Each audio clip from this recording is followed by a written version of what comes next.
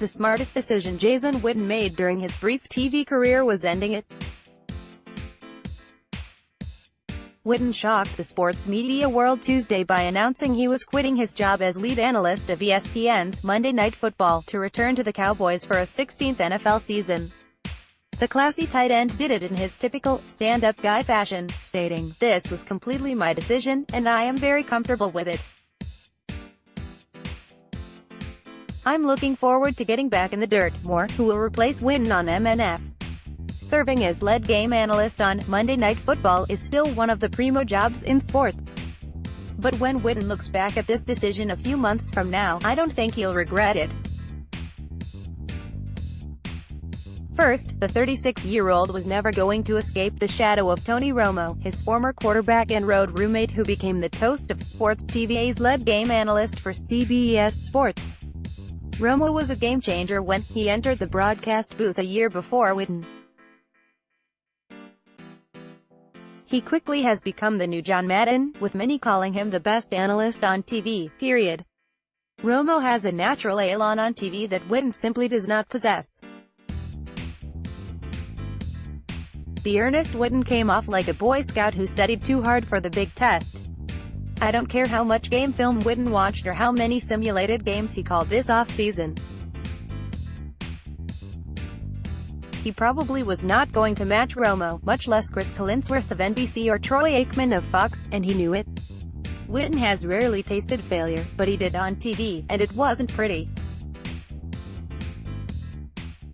More, Romo is impacting NFL analyst searches. Speaking of shadows, it would have been difficult, if not impossible, for Witten to escape his harshest critics on social media. Early on, Witten gave Twitter trolls plenty of ammo, with his Norm Crosby-like malapropisms, such as Aaron Rodgers pulling a rabbit out of his head, and other on-air flubs. As the season continued, he got better and rose to the occasion when ESPN had great games like the Rams' 54-51 win over the Chiefs on November 19, but the damage had been done. At Phil Simms, Mike Carey or Emmitt Smith, once the social media mob decides you stink on TV, they hound you until you either quit or flip the script, like Simms did by switching to the NFL Today studio. Sure, you can stick it out for years and come out strong on the other side. Kirk Herbstreit and other sports TV stars were not as good in year one as they are today.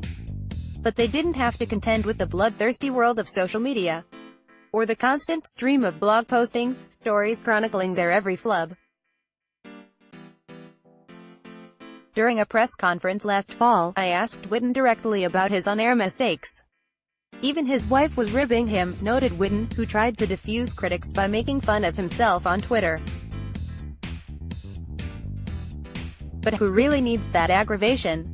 Does Witten really want to wade through the bile directed at him on social media because he's forced to call dog games on Monday Night Football? Maybe the MNF job is not all it's cracked up to be. That's right, I said it. After all, people like Witten, John Gruden and Sean McDonough keep leaving skid marks from the booth.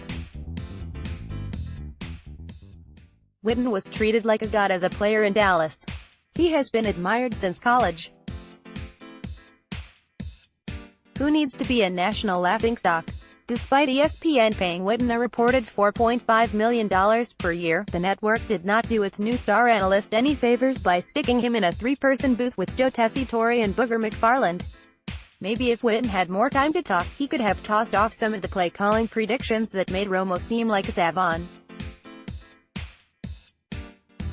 If so, that's on ESPN, not him.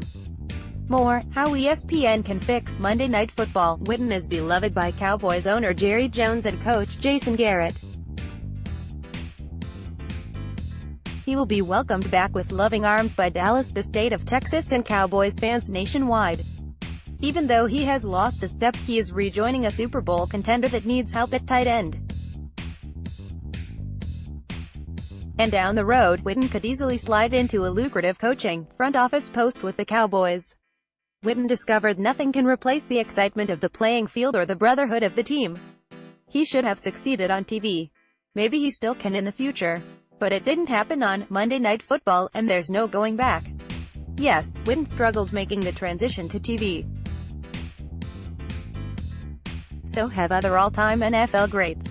Give Witten credit for calling an audible when the play wasn't working.